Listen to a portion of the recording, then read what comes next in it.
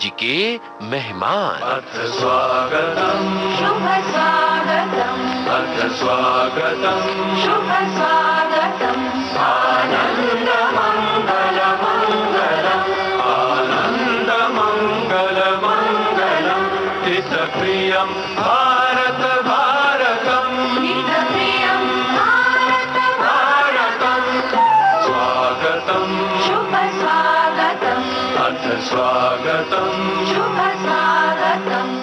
नमस्कार दोस्तों, आज के मेहमान में एक बार फिर से हम आपकी खिदमत में हाजिर हैं एक नई शख्सियत के साथ। दोस्तों, आज हम जिनसे आपको मिलवाने जा रहे हैं उनके बारे में खास बात यह है कि आप एक संगीत घराने से ताल्लुक रखते हैं और आपकी पिछली 3 पीढ़ियां फिल्म जगत में संगीतकार की हैसियत से सक्रिय रही हैं और कामयाब भी रही हैं। तो आइए उन्हीं से आपको रूबरू करवाते हैं और मिलवाते हैं हमारे आज के नौजवान उभरते हुए गायक संगीतकार सुहेल सेन से। सुहेल, आपका बहुत बहुत स्वागत है विविध भारती के स्टूडियोज में। Thank you so much Razia ma'am, बहुत खुश नसीब हूँ and thanks lot for calling me. बहुत स्पेशल है विविध भारती क्योंकि मेरे ग्रैंडफादर यहाँ पे आ चुके हैं, मेरे फादर यहाँ आ चुके हैं और आज मैं आया हूँ यहाँ पे, तो I am feeling blessed. Thank you so much. और सबसे पहले तो मैं आपको बहुत बहुत मुबारकबाद दूंगी आपकी फिल्म मेरे ब्रदर की दुल्हन जो बहुत कामयाब रही और जिसका म्यूजिक लोगों को बहुत पसंद आया। तो कैसा एक्सपीरियंस है आपके लिए?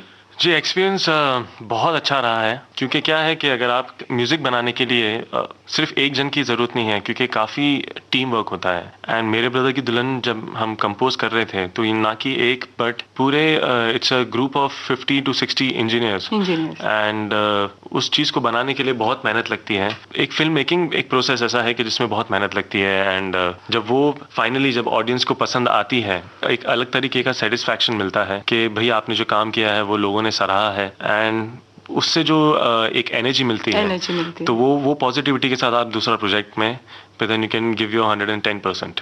सुहेल, जैसे कि हमने अभी अपने इंट्रोडक्शन में बताया कि आपकी पिछली 3 पीढ़ियां, तो हम जरूर जानना चाहेंगे कि आपका ताल्लुक किस घराने से है और कहां से है और कैसे आपकी 3 पीढ़ियां इस क्षेत्र में रही हैं। जी देखिए, तो मैं 4th जनरेशन हूँ म्यूज़िक में एंड बहुत खुशनसीब हूँ क्योंकि एक म्यूज़िकल फैमिली में मैं पैदा हुआ हूँ, तो एक करेक्ट ग्रूमिंग और हमारे जितने भी बुजुर्ग हैं उनसे काफ़ी कुछ सीखने मिला है। मेरे जो ग्रेट ग्रैंडफादर हैं श्री जमाल सेन, वो भी म्यूज़िक इंडस्ट्री में थे। उन्होंने 2 मूवीज़ की थी हिंदी फिल्म सिनेमा के लिए, विच वाज शोखियाँ एंड दायरा।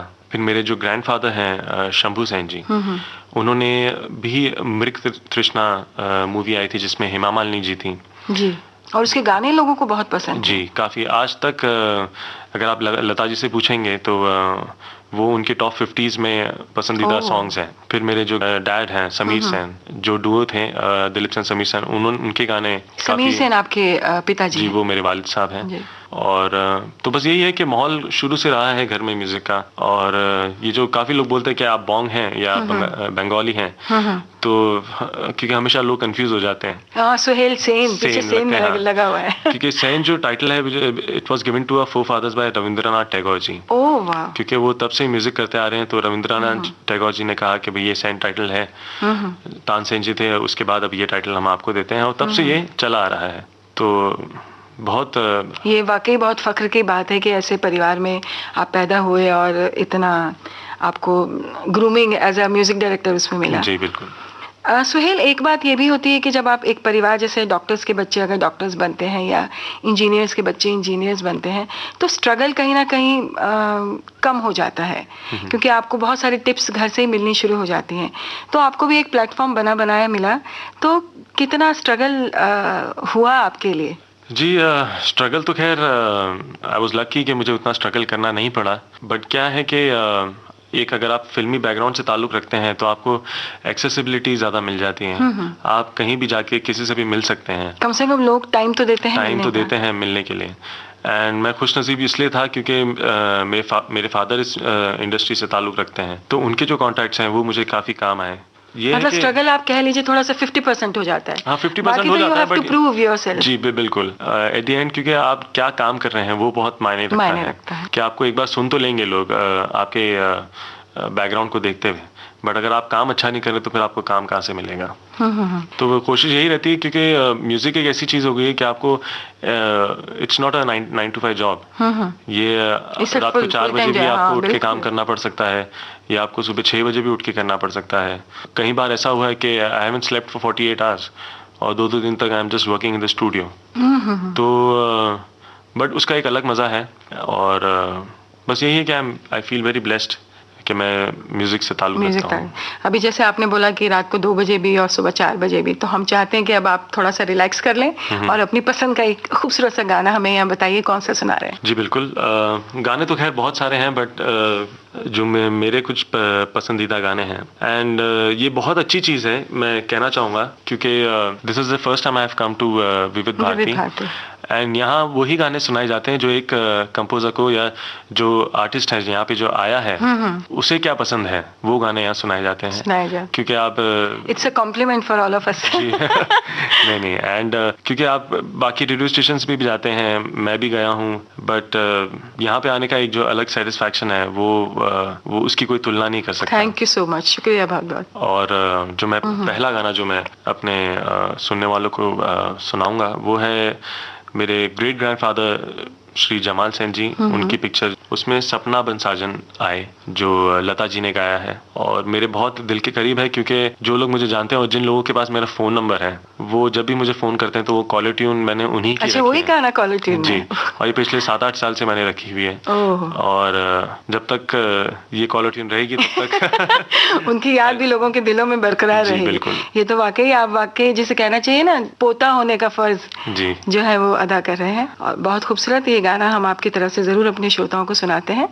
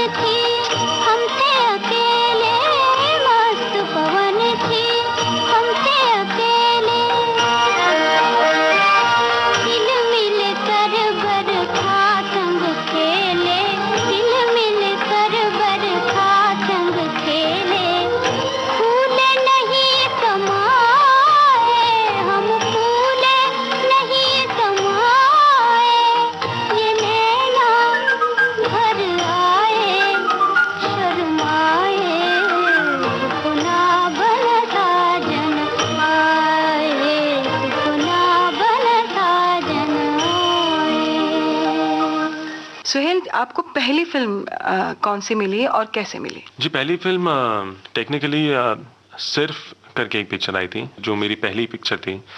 और बट क्या है कि जिस रफ्तार से आई उसी रफ्तार से गई वो चली गई। तो बट ये है कि जिन जिन लोगों ने गाने सुने उन्हें बहुत पसंद आए।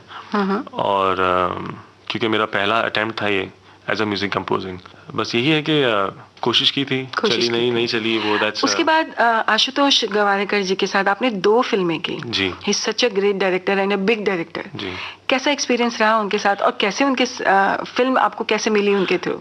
मैं एक बात तो खैर सबको बताना चाहूंगा कि जैसे आशुतोष गवारिकर जो नाम है वो बहुत उस नाम में वजनी इतना नाम है। वजन उस नाम में इतना वजन है कि लोग सोचते हैं कि बहुत सीरियस किस्म के डायरेक्टर Director हैं। हैं। तो बट जिस दिन मैं उनसे मिला, बट मैं ये आप सबको बताना चाहूंगा कि उनका जो सेंस ऑफ ह्यूमर है वो उसकी कोई तुलना नहीं कर सकता है। जबकि वो And बहुत serious लगते हैं जी देखने हाँ, से। नहीं, बट आप पर्सनली मिलेंगे तो he is a very friendly guy और बहुत डाउन टू अर्थ है वो।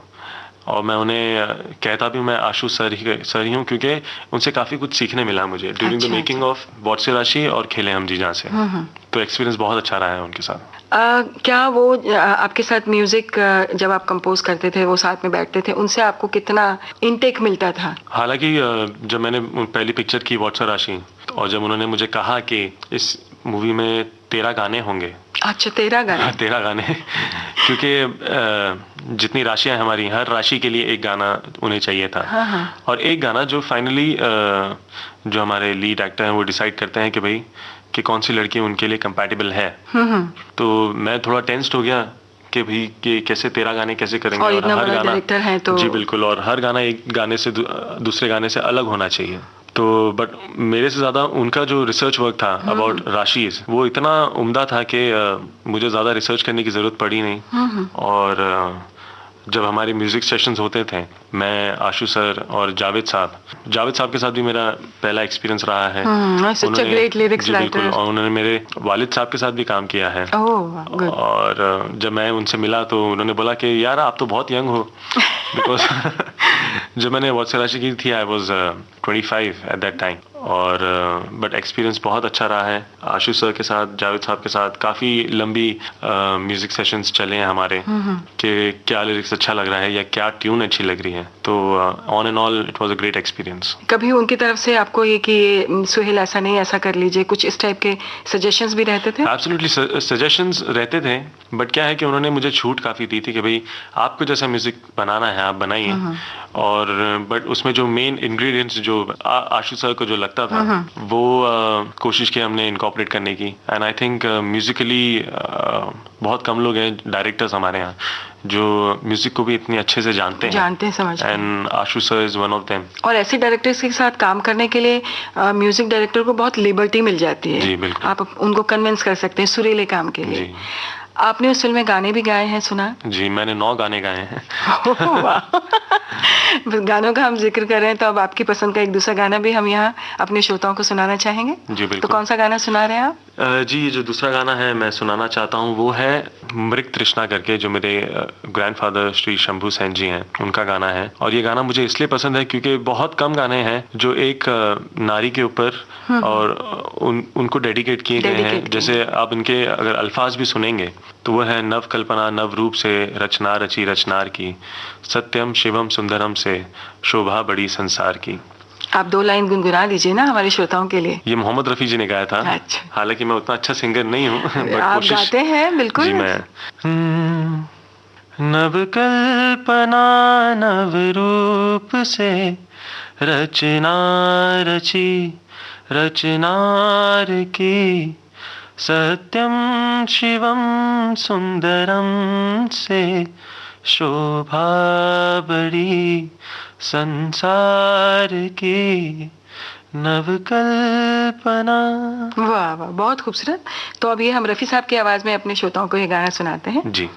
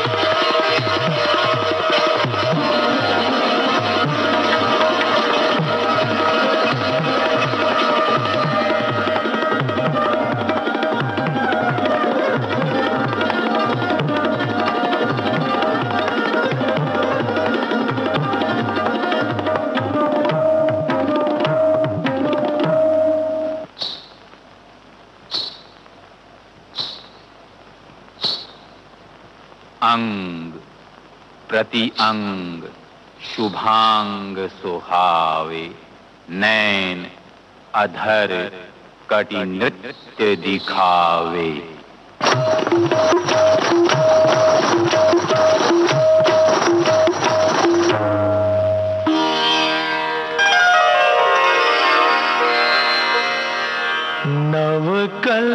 नवकल्पना नवरूप से रचना रची जब नार की, नवकल्पना नवरूप से रचना रची जब नार की, सत्यम शिवम सुंदरम से शोभा बढ़ी संसार की, नवकल्पना।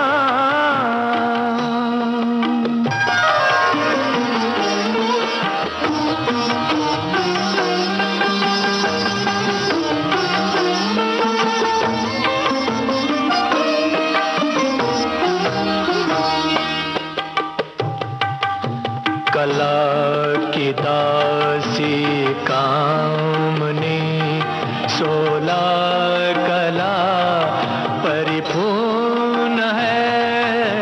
कला की दासी कामनी, 16 कला परिपूर्ण है। विश्व में विश्वकन्या के ये नाम से प्रसिद्ध है, नाम से प्रसिद्ध है।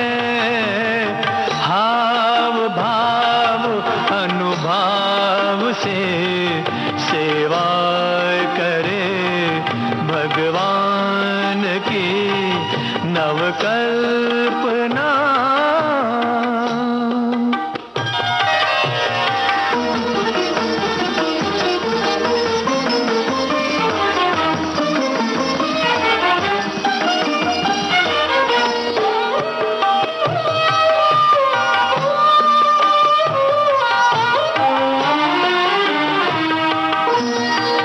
चंद्रमा सो मुख सलोनो, श्याम वर्णा केश है। चंद्रमा सो मुख सलोनो, श्याम वर्णा केश है। नैनों से मृग नैन है, वाणी मधुर उच्चारती, वाणी मधुर उच्चारती। नृत्य गान त्रिगदान पूजा इनका धर्म है। आरती नवकल्पना।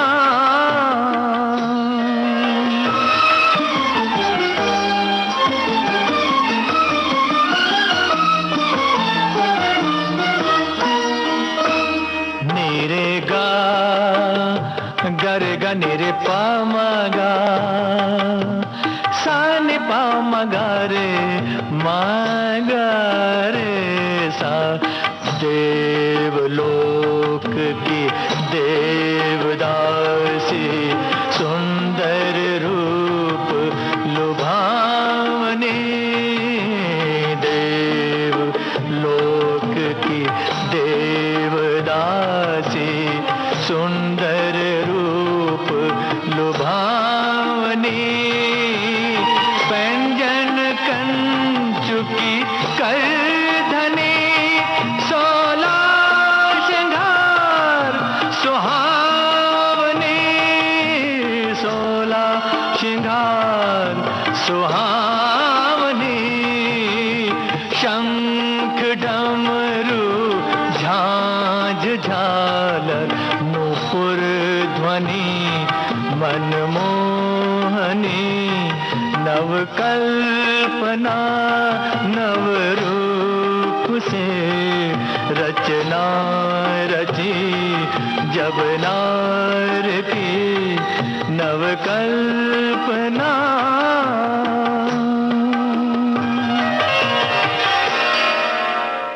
सुहेल, दूसरी फिल्म आपने आशुतोष जी के साथ की थी खेले हम जी जान से जी। जो एक देश भक्ति के ऊपर फिल्म बनी थी और मेरे ख्याल से 1930 जी। उस पीरियड की फिल्म बनाते समय because you are so young, तो वो एक्सपीरियंस कैसा रहा? क्योंकि कितना रिसर्च वर्क करना पड़ा होगा उस दौर के म्यूजिक को लोगों तक पहुंचाना। जी, काफी लोगों को लगता है कि जो पीरियड फिल्म्स होती हैं तो वो भी म्यूजिक ऐसे ही बन जाता है, हालांकि बहुत रिसर्च वर्क जाता है। मुझे पहले पता नहीं था। अच्छा। क्योंकि जब मैंने जोधा अकबर देखी जो आशु सर ने बनाई थी, और फॉर इंस्टेंस इवन आप स्वदेश ले लीजिए या लगान ले लीजिए, बहुत डिटेलिंग होती है उनके हर काम में। बहुत होता है उनका। और वो म्यूजिक भी एक ऐसी चीज है कि बहुत वो आपके उस बैकग्राउंड के साथ, उस कल्चर के साथ जाना बहुत जरूरी है। तो हालांकि जब मैंने पहले उनसे कहा आशु सर से कि मैं इस पिक्चर में आपके साथ काम करना चाहता हूँ, तो उन्होंने कहा कि आपने तो वॉच से राशि में इतना कंटेम्प्रेरी म्यूजिक दिया था, आप एक पीरियड फिल्म का म्यूजिक आप कैसे देंगे? मैं बोला आप सिचुएशंस दीजिए और मैं रिसर्च करूंगा and I will come up with something. तो गोवा में इसकी शूटिंग हो रही थी उस वक्त, तो मैंने अपना जो मेरा जो पूरा म्यूजिक सेटअप है वो मैं वहाँ गोवा ले गया।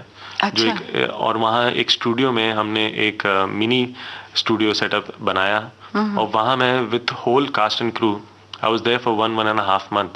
और खेले हम जी जान से का जो म्यूजिक है वो वहाँ बना है। वहाँ पे सेट्स पे जाना, वहाँ लोगों को एक्ट करते देखना, अभिषेक बच्चन है, दीपिका पादुकोण है, तो उनको देखा, वहाँ के जो आर्टिस्ट हैं, वहाँ का जो कल्चर है वो देखकर फिर उस चीज़ पर काफ़ी रिसर्च मैंने शुरू की कि भाई बंगाल का जो कल्चर है वहाँ पे क्या म्यूज़िक यूज़ होता है या किस तरीके का। तो Bengal is the only culture जहाँ पे एक नहीं बट काफ़ी सारे फोक म्यूज़िक हैं। अच्छा। वहाँ बॉल गीत आपको मिलेंगे, वहाँ आपको भटियाली मिलेगा, वहाँ गज्जर गीत मिलेंगे। तो ये काफ़ी सारे रविंद्र संगीत तो वहाँ का फेवरेट है। रविंद्र संगीत बहुत वहाँ का मशहूर है। तो कोशिश यही थी मेरी कि इन सब म्यूजिक को सुनकर एंड कुछ नया क्रिएट करें, कुछ इंस्ट्रूमेंट्स क्योंकि वही हैं, और कोशिश ये थी कि उस जमाने में तो कुछ और भी इंस्ट्रूमेंट यूज हुआ करते होंगे ना। लकीली 1930 का टाइम था तो काफ़ी सारे इंस्ट्रूमेंट्स इंट्रोड्यूस हो चुके थे। और बट ये है कि मादल, एक तारा, ये एक दो इंस्ट्रूमेंट्स ऐसे हैं जो यूजुअली हर बॉल संगीत में या बंगाल के जो संगीत होता है उसमें यूज होते हैं। तो वो चीज़ हमने कोशिश की है मेंटेन रखने की। और एक दिक्कत और आई थी क्योंकि 1930 का टाइम है, आप इलेक्ट्रॉनिक्स ज़्यादा यूज़ पैदा भी नहीं हुए होंगे। और इलेक्ट्रॉनिक्स आप ज़्यादा यूज़ नहीं कर सकते। और लाइव इंस्ट्रूमेंट्स हमारे यहाँ ज़्यादा से ज़्यादा अभी धीरे धीरे ख़त्म हो चुके हैं क्योंकि आपको स्ट्रिंग सेक्शंस नहीं मिलेगा। हमारे यहाँ एक अगर प्रॉपर स्ट्रिंग सेक्शन अगर आपको रिकॉर्ड करना आप नहीं कर सकते हैं, या तो आपको चेन्नई जाना पड़ेगा या तो आप बाहर जाके रिकॉर्ड कीजिए। और जो इंस्ट्रूमेंट्स हैं यहाँ एक तारा कोई बजाता नहीं है। मादल भी कुछ इंस्ट्रूमेंट्स ऐसे हैं कि अगर आपको रिकॉर्ड करना है तो सही ढंग से रिकॉर्ड होते नहीं है। तो दिक्कतें काफ़ी आई क्योंकि खेले हम जी जासे का जो म्यूजिक था वो 90% हमने इलेक्ट्रॉनिक्स यूज़ नहीं किए हैं, 90% इंडियन इंस्ट्रूमेंट्स यूज़ किए हैं उसमें। अगर आप म्यूजिक भी सुनेंगे, आपको अगर वहाँ हल्का सा कहीं बेस भी बज रहा है तो वो भी हमने लाइव रिकॉर्ड किया है। बहुत खूबसूरत, क्योंकि आजकल लाइव रिकॉर्डिंग्स तो मेरे ख्याल से होती ही नहीं है, इतना ज़्यादा टेक्निकली एडवांस हो गए हैं। तो आपको कहीं कहीं नहीं लगता है कि लाइव रिकॉर्डिंग्स का जो डेप्थ होती थी या जो बहुत हार्ट नजदीक था, वो बहुत दिल के करीब होता था, वो कहीं ना कहीं मिसिंग है आजकल के म्यूजिक में? एब्सोल्युटली मिसिंग भी है और हमारे यहाँ प्लेयर्स भी नहीं है, टू बी वेरी फ्रैंक। अगर आप स्ट्रिंग सेक्शंस बुलाएंगे तो आपको हार्डली 10 या 20 पीपल मिलेंगे। क्या करेंगे बेचारे, काम ही नहीं मिलता, काम ही नहीं। और क्या काफी हद तक लोग आउट ऑफ प्रैक्टिस भी हो गए क्योंकि कोई बुलाता ही नहीं है उनको। बस ये है कि जो सोलोइस्ट हैं, चाहे वो फ्लूट प्लेयर हो या आप सितार प्लेयर हो, काम उन्हीं के पास है। जो सेशन प्लेयर्स जो थे वो अधिकतर ख़त्म हो गए हैं, क्योंकि मैंने तो ऐसी भी स्टोरीज सुनी है हमारे इंडस्ट्री में कि जो वायलिन प्लेयर्स थे उन्होंने लिटरली अपने वायलिन्स बेच के कोई कोरियर की सर्विस कर रहा है, कोई रिक्शा चला रहा है। मतलब ये हालत हो गई है। इसीलिए वो कहते हैं ना लोग, आजकल के म्यूजिक में वो मेलोडी मिसिंग है कहीं ना कहीं। इस चीज से आप भी सहमत हैं? क्योंकि वो लोगों का खून पसीना जो जिसे कहते हैं जी। वो तो यूज होता नहीं है। नहीं, लेकिन क्या है, क्योंकि हालांकि ये बहुत बड़ा वो है कि इस पे डिस्कशन का एक इशू है कि मुझे भी काफी लोग बोलते हैं कि यार वो पुराने जमाने में बात होती थी, आजकल के म्यूजिक में वो बात नहीं है। अगर आप म्यूजिक आप सुनेंगे कि चाहे वो प्रीतम हो या आप बहुत या खूबसूरत रहमान गाने साहब बनाए हो, हैं, बिल्कुल बिल्कुल। या even for instance even Shankar एहसान लो या विशाल शेखर हो, I think everybody is doing such a good work. नहीं, लेकिन सुहेल वो जब गाने चलते हैं ना, क्योंकि इतनी पब्लिसिटी होती है, तो जब वो गाने चलते हैं तब तो वो बहुत ही अच्छे लगते जी। हैं, लेकिन साल 2 साल के बाद वो गाने फेड आउट हो जाते हैं। देखिए, अगर आप देखेंगे तो पुराने जमाने में पिक्चरें कम बनती थी, कंपोजर्स बहुत कम थे। अब क्या हो गया कि साल में इतनी पिक्चरें आ रही हैं, कंपोजर्स रोज नया कंपोजर आ रहा है। एक हर रोज एक नया कंपोजर आ रहा है। मीडिया इतना बढ़ गया है, एफएम रेडियोस इतने हो गए हैं, एक्सपोजर ज्यादा हो गया है, तो जो लोगों को एक्सेसिबिलिटी है म्यूजिक सुनने की वो ज्यादा हो गई है। MP3 प्लेयर्स आ गए हैं, तो लोग इतना म्यूजिक सुन रहे हैं इस वक्त, रोज नया चाहिए उन्हें भी रोज नया चाहिए। एंड बस कोशिश यही रहती है कि हर बार हम डिलीवर करें। कई बार होता है, कई बार नहीं होता। बहुत स्ट्रॉन्ग कंपटीशन हो गया है। और पहले तो ये होता था कि एक म्यूजिक डायरेक्टर कई फिल्मों में म्यूजिक देते थे और उनका एक फिक्स हो जाता था कि ये शंकर जयकिशन है तो ये लक्ष्मीकांत प्यारेलाल है, आप पता कर सकते थे। अब एक ही फिल्म में कई बार 2-2 4-4 म्यूजिक डायरेक्टर्स हो जाते हैं, तो कंपटीशन बहुत ज्यादा बड़ा हो गया है। क्योंकि मुझे अलग ही पूछा था कि किसी ने, क्या आपको क्या लगता है कि अगर एक फिल्म में 3-3 4-4 म्यूजिक डायरेक्टर हैं, मैंने कोशिश यही रही है कि मेरी के ऐसा ना करूं, क्योंकि चाहे कुछ भी हो आपके एक तो हालांकि म्यूजिक इतना ज्यादा हो रहा है, आपको पहचानने में नहीं आता कि कौन सा म्यूजिक किसका है। ऊपर से एक पिक्चर में 4 म्यूजिक डायरेक्टर तो बिल्कुल पता ही नहीं चलता। तो आपकी ऐसा लगता है कि आपकी मेहनत भी गई है। और मैं इस बात से भी सहमत नहीं हूँ कि एक पिक्चर में 4 म्यूजिक डायरेक्टर होने चाहिए, क्योंकि अगर आप कर रहे हैं एक पिक्चर, तो उस पिक्चर का जो कलर है, उस पिक्चर का जो सुर है, वो एक ही जन को अगर पता हो तो सारे गाने वो पिक्चर के हिसाब से बनाएगा। आपने इतने गाने फिल्में गाए हैं अपनी फर्स्ट ही फिल्म में, तो एज अ सिंगर आप ज्यादा कंफर्टेबल हैं या एज अ कंपोजर आप कंफर्टेबल हैं ज्यादा? एज अ सिंगर मैं सिर्फ अपने गानों में नहीं, अभी आपने सभी के गाने गाए, बहुत खूबसूरत गाए, बट कोशिश मेरी ये रहती है कि मैं ज्यादातर अपने ही गाने गाऊं। और वो भी मुझे गाने पड़ते हैं, क्योंकि I am not a professional singer. कई बार डायरेक्टर की डिमांड रहती है कि भाई नहीं, ये वॉइस, जैसे फॉर इंस्टेंस वाट्सर राशि में मैंने 9 गाने गाए। हालांकि आशु सर का भी कहना सही था, क्योंकि अगर कैरेक्टर एक है आपका, अगर एक पूरे थ्रू आउट द मूवी अगर हरमन बावेजा, तो जो उस फिल्म में हीरो थे, तो वो जब पूरी पिक्चर में एक है, तो वॉइस क्यों नहीं एक हो? गाने के साथ साथ क्यों चेंज करना है आपको वॉइस? और वही चीज अगर आप आज देखेंगे, तो जैसे रहमान साहब का जो म्यूजिक आया है रॉकस्टार का, उसमें जो रणबीर की वॉइस है वो मोहित चौहान जी की वॉइस है। और I think that's fair enough, क्योंकि एक कैरेक्टर है, एक ही इंसान है, और उसी की वॉइसेस क्यों चेंज करें? बट कई बार ऐसा होता है कि कोई गाना किसी प्रॉपर सिंगर के लिए बना रहता है, तो वो गा लेता है। तो आप ज्यादा कंफर्टेबल अपने आप को एज अ कंपोजर मानते हैं? जी बिल्कुल। आपको क्या, अगर किसी और कंपोजर के लिए गाना पड़े तो? नहीं, मुझसे एक्चुअली गाया ही नहीं जाएगा, पहली बात तो। इसलिए अगर काफी लोगों ने मुझे वाट्सर राशि के बाद कहा कि यार ये तो कंपोजर भी और सिंगर भी, ये खुद के गाने गाता है, एक अच्छा नया सिंगर मिल रहा है। तो फिर मैंने उन्हीं लोगों को कहा कि अब देखिए मेरे ब्रदर की दुल्हन, जहाँ म्यूजिक इतना लोगों को लाइक हुआ, इसमें मैंने बिल्कुल भी गाना नहीं गाया, एक भी गाना नहीं गाया मैंने। और आई थिंक जितने भी सिंगर्स हमने इसमें चूज किए हैं very apt for the songs. अभी आपने जिक्र किया मेरे ब्रदर की दुल्हन, ये मेरे ख्याल से यशराज बैनर की फिल्म है जी। तो यशराज बैनर तो इस वक्त का सबसे एस्टेब्लिश और बड़ा बैनर है जी। और आप you are a lucky person कि आपको बड़े बड़े बैनर्स के साथ काम करने का मौका मिला। कहीं ऐसा नहीं लगता है कि जब आप बड़े बैनर्स के साथ काम करते हैं, बड़ी स्टार कास्ट के साथ काम करते हैं, तो जो नए लोग होते हैं, वेदर इज म्यूजिक डायरेक्टर हो या एक्टर्स हो, वो कहीं ना कहीं बैक सीट हो जाते हैं? नहीं, मुझे नहीं लगता, हालांकि क्योंकि ये पब्लिसिटी का जमाना है, एक्सपोजर का जमाना है, तो बड़े नामों के पीछे ही लोग देखने लग जाते हैं उन्हें। नहीं, हालांकि is the other way round, अच्छा। क्योंकि अगर आप बड़े लोगों के साथ काम कर रहे हैं या चाहे बिग बैनर्स हैं, गुड बैनर्स हैं, बिल्कुल। तो आपको एक्सपोजर उतना मिलता है, आपको एक करेक्ट प्लेटफॉर्म मिलता है अपना टैलेंट शो करने के लिए। आज मेरे ब्रदर की दुल्हन के गाने अगर लोगों को इतने पसंद आ रहे हैं तो वो इट्स बिकॉज के क्योंकि इट्स अ गुड बैनर और the way it's been promoted, it's promoted so well कि लोगों को पसंद आ रहे हैं और काफी लोगों तक पहुंच रहे हैं वो गाने। तो as a composer it's a very satisfaction feeling कि नहीं, जो मैंने काम किया है वो ज्यादा से ज्यादा आवाम तक पहुंच रहा है। लेकिन आप तो ज्यादातर टीवी पे नहीं दिखाई दे रहे हैं ना? जी नहीं, बट जो जानने वाले हैं, जिनको पसंद है म्यूजिक, एटलीस्ट वो तो उनको पता है कि भाई ये सोहेल का म्यूजिक है। तो मतलब बड़े लोगों के साथ काम करने का एक प्लस पॉइंट ये भी है। जी बिल्कुल। और एक बात मैं और कहना चाहूँगा, खास तौर से यशराज के साथ काम करने का, सबसे पहली बात तो आई फील वेरी लकी कि मैं यशराज फिल्म के साथ जुड़ पाया हूँ, क्योंकि मेरे डैड समीर सेन जी हैं, जो दिलीप सेन समीर सेन का जो डुओ था, उस वक्त उन्होंने 2 मूवीज की थी यशराज के साथ।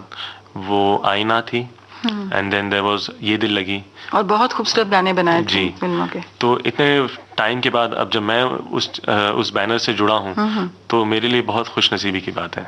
और ये शायद हम बात कर रहे थे जब, तो आप बता रहे थे कि ये 50th। जी बिल्कुल, ये यशराज की 50th मूवी है, मेरे ब्रदर की दुल्हन। अच्छा। एंड सिल्वर जुबली हो गई है एंड और उस चीज से जुड़ना मेरे लिए बहुत खुशनसीबी की बात उसमें आपका एक आइटम सॉन्ग भी लोगों को बहुत पसंद आया है, जो शायद किसी नई सिंगर ने गाया है। जी। तो आजकल ये जो ट्रेंड चल रहा है कि आप नए मतलब आइटम सॉन्ग्स भी एक म्यूजिक डायरेक्टर को देना है, तो उसमें कितने कंफर्टेबल होते हैं आप? आई थिंक या जहाँ तक मेरा ख्याल है, आइटम सॉन्ग जैसी कोई चीज होती नहीं है। या गाना या तो अच्छा होता है या तो बुरा होता है। और ये जो गाना है मेरे ब्रदर की दुल्हन से, जो धुन की नेहा बसीन जी ने गाया है और इरशाद कामिल साहब ने इसकी राइटिंग की है, लिरिक्स लिखे हैं। एंड आई थिंक वही है कि एक टीम एफर्ट है। जब सब चीज कोई ना कोई चीज को बनाने के लिए जुट जाते हैं, तब जाकर कुछ ऐसी चीज निकलती है।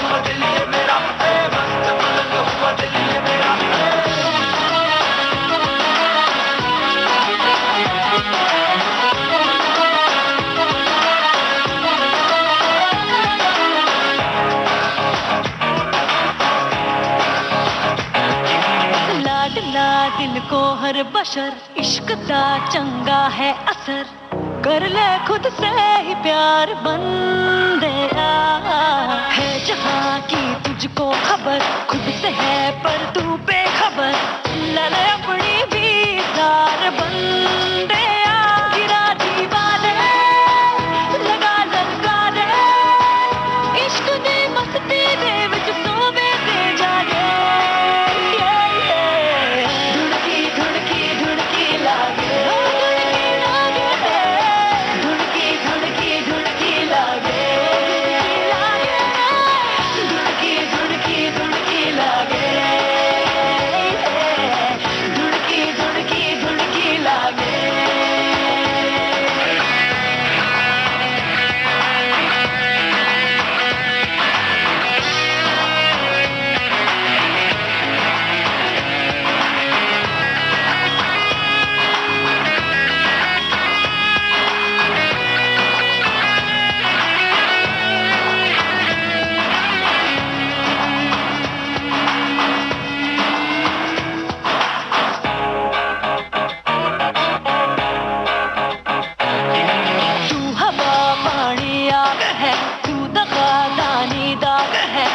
जो भी चाहे तू बन जावे रे। है बना मेरा दिल खुदा, है खुदा कब मुझसे जुदा, खुद को ढूंढे तो उसको पावे रे। गिरा दीवाने लगा ललकारे, इश्क दी मस्ती दे विच सोवे ते जागे। धुड़की धुड़की धुड़की लागे, धुड़की धुड़की धुड़की लागे, धुड़की धुड़की धुड़की लागे, धुड़की धुड़की धुड़की लागे।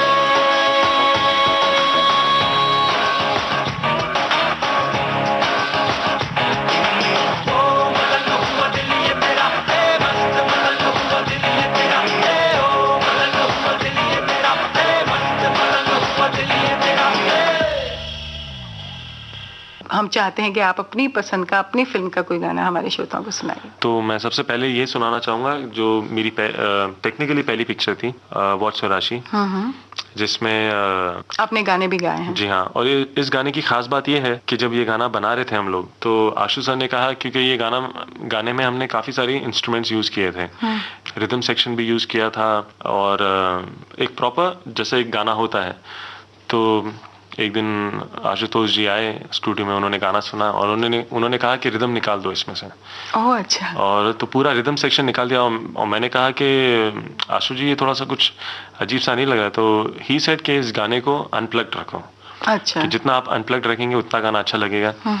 और हालांकि मुझे थोड़ा सा उस वक्त अजीब सा लगा, बट जब पिक्चर रिलीज हुई और जब ये गाना काफ़ी लोगों को पसंद आया, तो आई वाज शॉक्ड, एंड मैंने तब मन में कहा कि नहीं भैया, आशु सर वाज राइट। एंड तो ये गाना भी आप पहले हमें गा के सुनाइए। जी, इस गाने का नाम है जाओ ना। बहुत हिट रहा ये गाना। जी हाँ।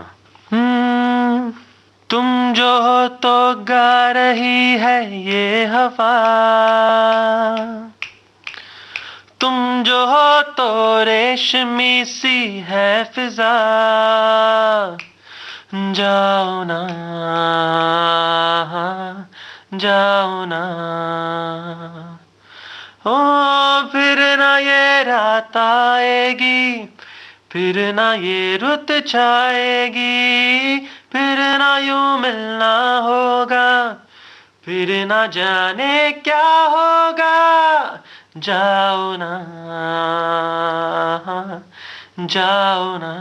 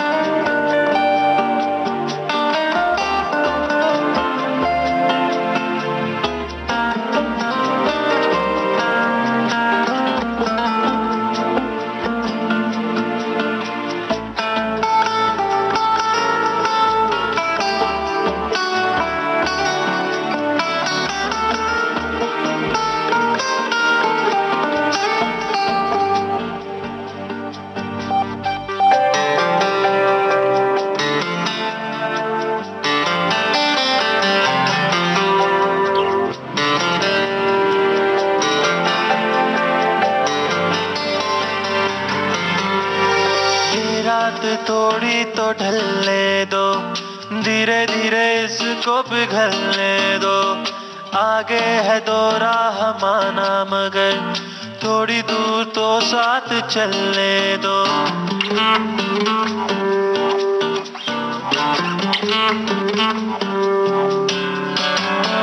ये रात थोड़ी तो ढलने दो, धीरे धीरे इसको पिघलने दो। आगे है दो राह माना मगर थोड़ी दूर तो साथ चलने दो। होने वाली हो कल तुम, रुक सको जो दो पल तुम। कुछ तुम्हारी तस्वीरें रख लूं अपनी आँखों में। जाओ ना, जाओ ना, जाओ ना, जाओ ना।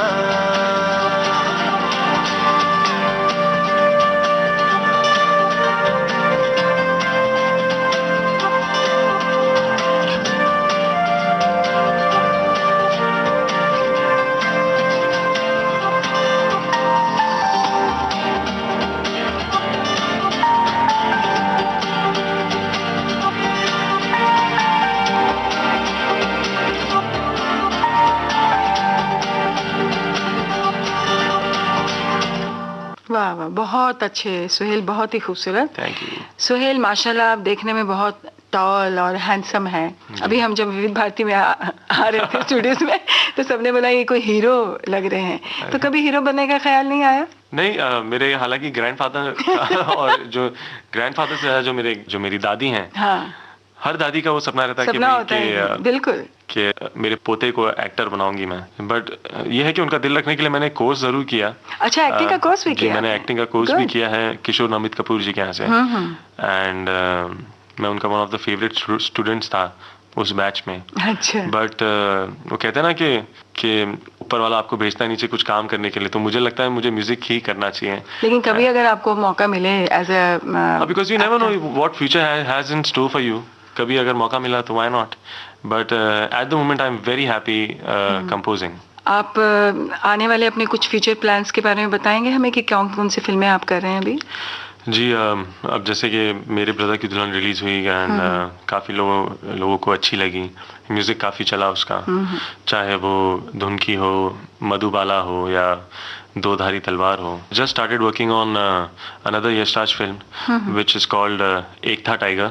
सलमान खान की? जी, ओह गुड, वेरी गुड। तो Salman Khan and Katrina Kaif, Kabir Khan is the director एंड मेरा फर्स्ट एक्सपीरियंस है इन सब के साथ काम करने का। सलमान खान के लिए तो अभी, क्योंकि वो तो he is a superstar eight the moment और इंडस्ट्री को जिसे कहना चाहिए ना होल्ड किया हुआ है उन्होंने। तो वो सुनते हैं म्यूजिक पे बहुत उनकी पकड़ है और बहुत ही डिटेलिंग करते हैं म्यूजिक के ऊपर। तो कभी आपकी उनसे मुलाकात हुई, उनके साथ सेशंस हुए? जी बिल्कुल, एक सेशन हुआ मेरा उनके साथ जहाँ हमने 2.5 आवर्स स्पेंड किया और उन्होंने बताया कि उन्हें किस तरीके का म्यूजिक है और किस स्टाइल का म्यूजिक चाहिए।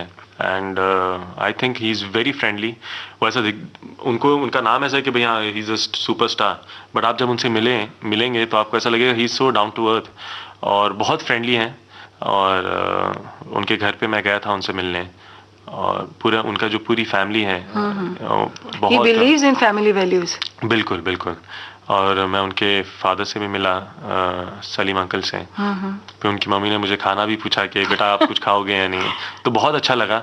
हालांकि इस म्यूजिक में 3 लोगों का बहुत बड़ा हाथ रहा है, 4 लोगों का है आई मीन। पहले हैं मिस्टर आदित्य चोपड़ा, जिनका music sense is I think par excellence.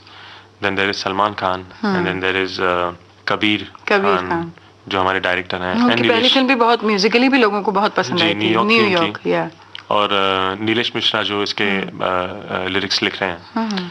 तो हम सब का जो साथ में बैठ के जो एक म्यूजिक सेशन होता है वो इंटरेस्टिंग होता है, बहुत इंटरेस्टिंग होता है। सुहेल, आप ज़्यादातर कंपोजर्स को कई बार लिरिक्स पहले मिल जाते हैं, धुन वो उनको बोलते हैं कि इसी पे धुन बनाइए, या पहले आप धुन बना लेते हैं फिर लिरिक्स आपको बाद में मिलते हैं। तो कौन सा, which way is comfortable for you?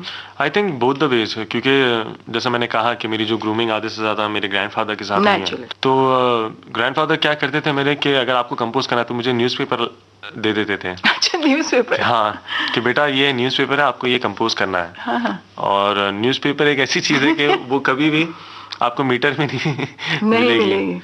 तो जो मेरी ग्रूमिंग सेशन हुई वो ऐसी हुई है कि भैया आपको न्यूज़पेपर देके आपको कंपोज करना है। और तो बस और जब हम छोटे होते हैं तो उस चीज़ का हमें एहसास नहीं होता है कि ये क्या, लेकिन ये चीज़ें हमारे बाद में फ्यूचर में काम आती हैं। तो मैं अगर किसी ने लिखा है तो मैं उस पर भी कंपोज करता हूँ। और कई बार ट्यून्स फाइनल होती है, मैं फिर लिरिक्स राइटर उस पर आके लिखते हैं। तो आई एम संगीत संगीत संगीत, म्यूजिक म्यूजिक म्यूजिक, इसके अलावा आपके क्या शौक है? अच्छा मुझे वर्ल्ड म्यूजिक सुनना बहुत पसंद है। अच्छा। और वो भी म्यूजिक ही? वो भी म्यूजिक ही है। और मुझे गैजेट्स का बहुत शौक है।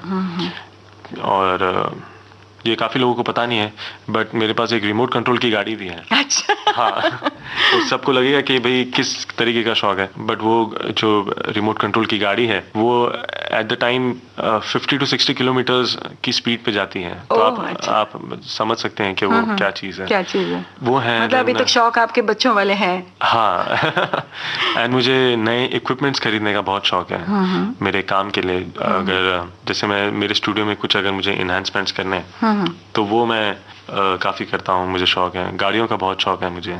तो अपार्ट फ्रॉम म्यूज़िक ये कुछ चीज़ें हैं जो मुझे अच्छी लगती हैं।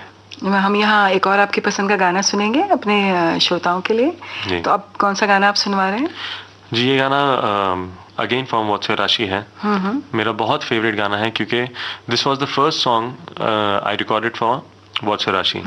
ये पहला गाना था। और जब हम स्टूडियो गए ये रिकॉर्ड करने, तो ना कि सिर्फ मुझे बट स्टूडियो में जितने लोग थे उन सबको बहुत पसंद आया। एंड जब ये एल्बम रिलीज हुआ था तो काफ़ी लोगों ने कहा कि हालांकि तेरा गाना है पर उनका ये गाना भी वन ऑफ द फेवरेट्स रहा है। गाने का नाम है बिखरी बिखरी और ये मैंने ही गाया है। बस तो अब आप पहले गा के सुनाइए हमें। हाँ जी। बिखरी बिखरी सी जुल्फें हैं क्यों, खोई खोई सी आंखें हैं क्यों, रम का ये पल गुजर जाएगा, फिर कोई हम सफर आएगा। बिखरी बिखरी सी जुल्फें हैं क्यों।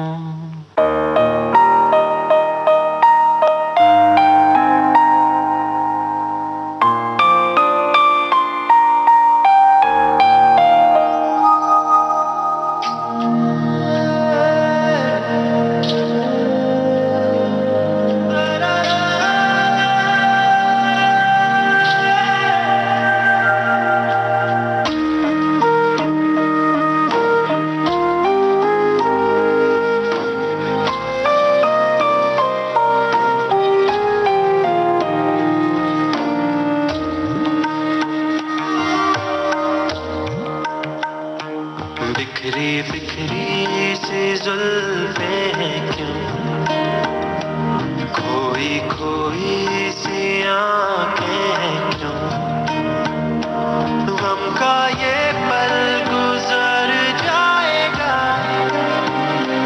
फिर कोई हम सफर आएगा। बिखरी बिखरी सी जुल्फें हैं क्यों, खोई खोई सी आंखें, गम का ये पल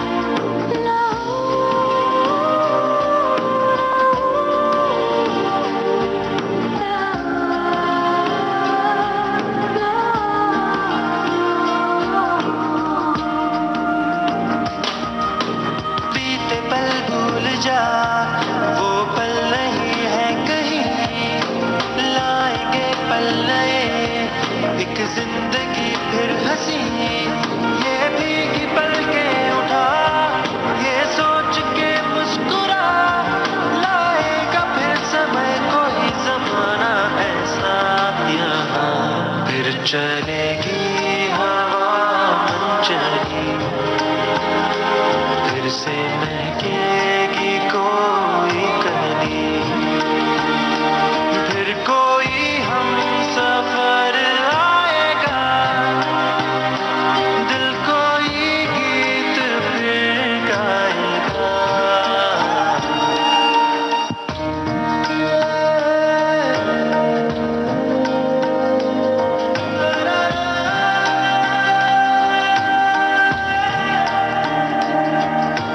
रात लंबी सही फिर भी ये एक रात है, सुबह हो जाएगी 100 बातों की बात है, फिर जागेगी ये फिजा, फिर दिल का एक रास्ता ले जाएगा वहीं तुझे तेरे मंजिल जहाँ। सच तो ये है कि होना है यूं, तो इन आँखों में आंसू है क्यों, गम ना कर तू जो मुरझा गए, फूल खिल जाएंगे फिर नए।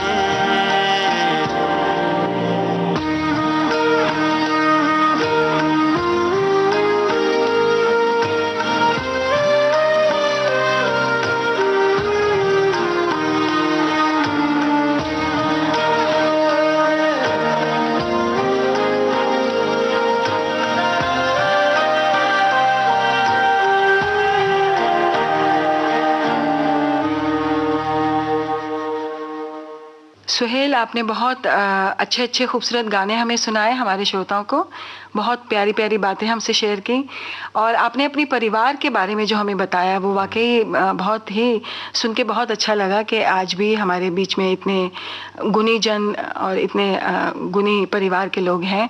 तो थैंक यू सो मच, बहुत बहुत शुक्रिया, आप यहाँ आए, आपने अपना कीमती वक्त दिया और हमसे ढेर सारी बातें शेयर की। हमारी शुभकामनाएं आपके साथ हैं। Thank you so much.